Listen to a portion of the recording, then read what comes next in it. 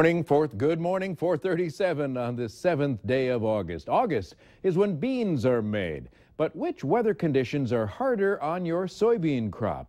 Too much or too little temperature, or too much or too little moisture a determining factor?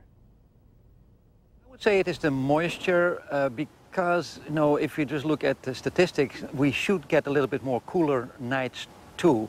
And, pollination is taking place in the beginning of August right now in this part, but the small beans, if they cannot be filled, and that is a moisture effect, they will drop off the plant.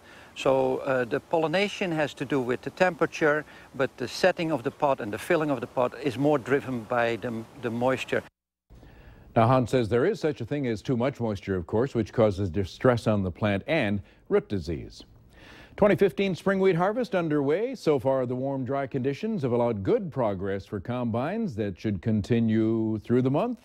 Once the rain clears up, 8% of the U.S. crop has been harvested, slightly below the 5-year average, but ahead of last year. Harvest most advanced in South Dakota, where about 1/4 of the crop has been harvested.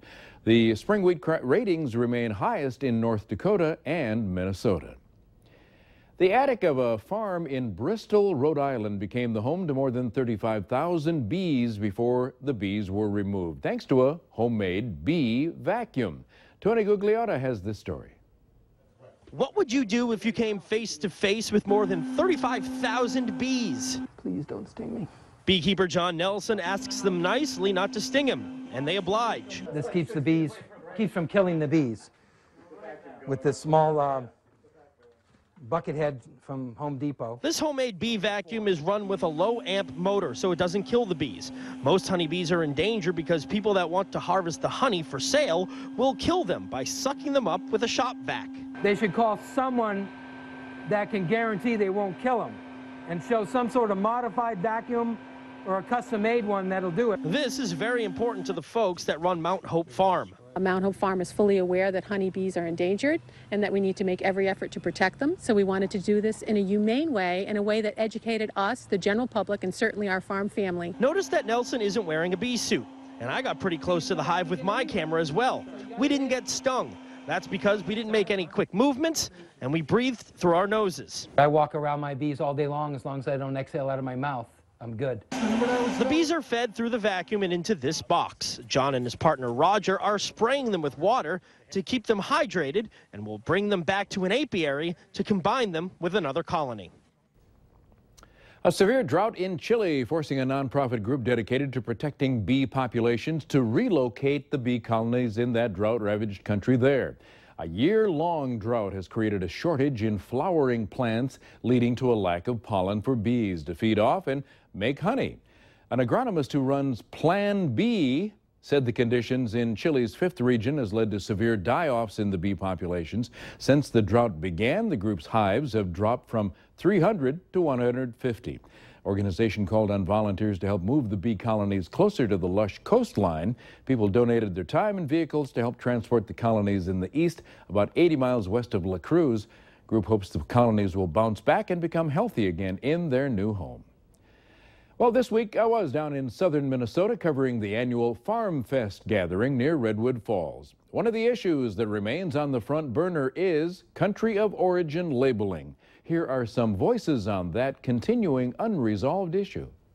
National Farmers Union has been a long supporter of country of origin labeling. We're very pleased that we finally have got a WTO solution that is sitting in the Senate Ag Committee. Senator Hoban and Ranking Member Stabenow, along with 13 other co-sponsors, Senator Amy Klobuchar, as well as Senator Heidkamp, and then both of the Senators Thune and Round from South Dakota have all co-sponsored it.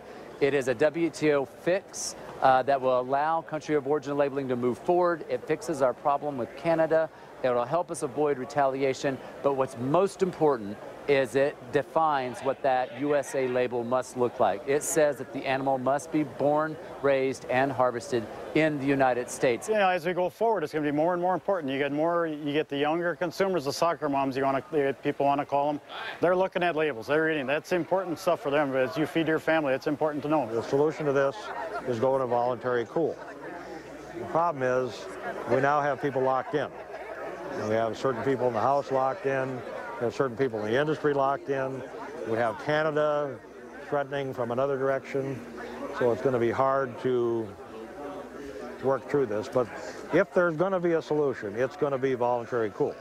We're not, in my opinion, we're not going to repeal it, you know, and we're not going to have mandatory. And so I think they've got a middle ground position that I support. That's an issue that's not going to go away. And, you know, unfortunately, it looks like cool and GMO is kind of starting to get wrapped together here, and that's, you know, unfortunate. Back to cool, you know, Canada's throwing out these numbers, but yet in Canada they have a program. Well, that's our thoughts, the thoughts of farm group leaders on and congressmen on country of origin labeling. Monday, we'll take a look at the genetically modified organism, or GMO, labeling laws. All right, coming up next, it's 4:43. Coming up next, we're going to take a break, come back, and take a check of the forecast.